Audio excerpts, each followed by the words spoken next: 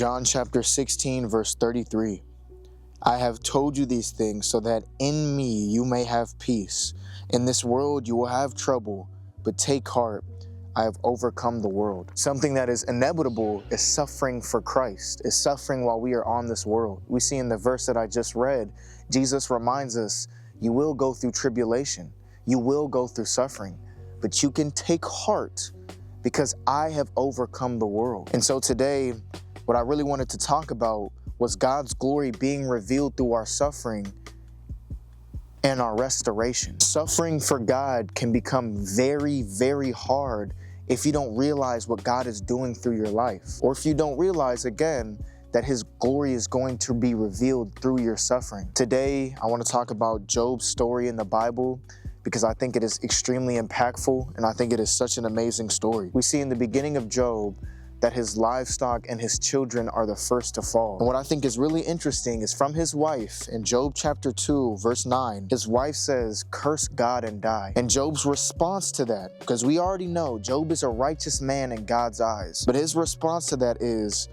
shall we accept good from God and not trouble? And so we see already Job going through some suffering, not to say that it isn't, huge suffering, but to see Job already going through suffering. And he says, should we not only accept the good from God and not the bad? It is easy on our walk to praise God when things are going well, or to praise God when things are going our way. But what do you see yourself do when you go through those suffering or when you go through those tribulations? Are you still praising God? Are you still worshiping our Lord? Are you still allowing his glory to be revealed? And what I think is very interesting about this story is what God allows Job to go through. When I first read over Job, I didn't understand why God was making a righteous man suffer. If he's praising our Lord and he is worshiping him correctly, why allow him to go through suffering? To truly understand why God allowed Job to suffer, we find that towards the end of Job, but just throughout this story, we see that God doesn't take us away from the human experience. Like I said at the beginning of this video,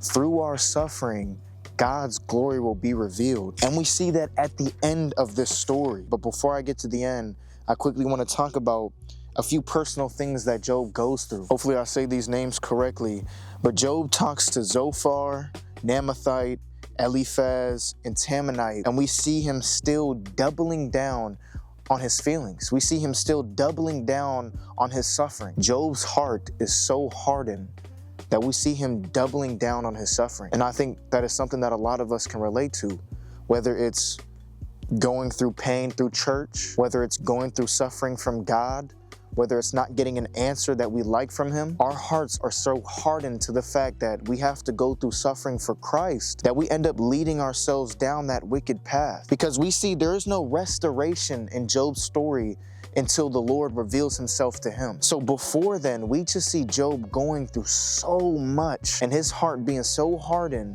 that he is okay with cursing his own birth. And even then, in Job chapter 30, verse 13, Job says, they break up my road, they succeed in destroying me, no one can help him, they say. So not only is Job going through this internally, but it's the world also telling him these same things. The world is telling him he can't do it. The world is telling him he won't be helped. And how many of us go through that? When we are going through something with the Lord, we hear certain things from the world that just harden our heart even more. And so to get towards the restoration of Job's story, something that I think is amazing, before the Lord restores all of Job's fortunes, twice as much as he had before, we see this beautiful conversation that Job has with the Lord. The Lord reminds Job of his greatness. Something that we have to remember is that we are not the main character of God's story. We are just soldiers to continue to fight for the kingdom. And that's what Job gets reminded as he has that conversation with the Lord. And we see in Job's response, he says, you said, listen now and I will speak. I will question you and you shall answer me. My ears had heard of you, but now my eyes have seen you. Therefore I despise myself and repent in dust and ashes. And so we see before the Lord restores Job's fortunes, he restores his faith.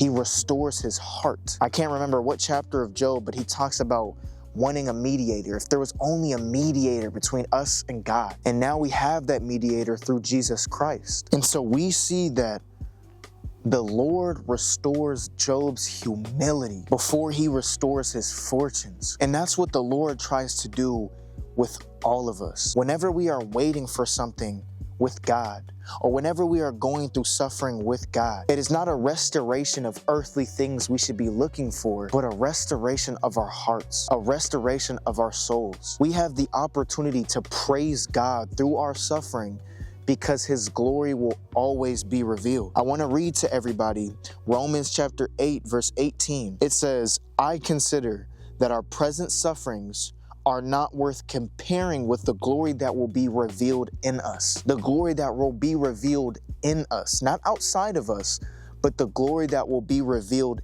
in us. No amount of suffering can compare to what God is going to reveal in us. And the second thing I want to read is in Proverbs chapter 15, verse 33. That reads, wisdom's instruction is to fear the Lord, and humility comes before honor. We see in Job's story, he goes through human experience.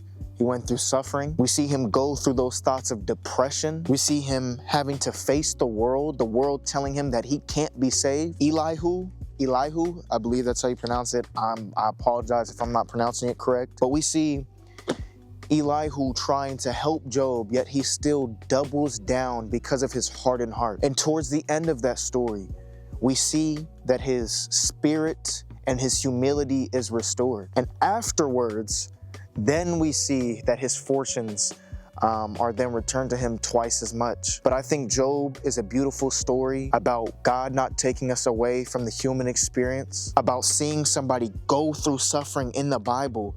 And in the same way that a lot of us do, a lot of us go through suffering, and sometimes we may get depressed. We may get those depressive thoughts. We may get those anxious thoughts. We may have to face criticism from the world. But what we can learn from Job's story is to continue to take heart. Job was searching for a mediator throughout that entire time he was suffering. And we have that mediator through Jesus Christ now. So whenever we go through suffering, we have the strong tower that is our Lord. And then what we also learn at the end of Job's story, which I can't stress this enough, but humbleness comes before restoration.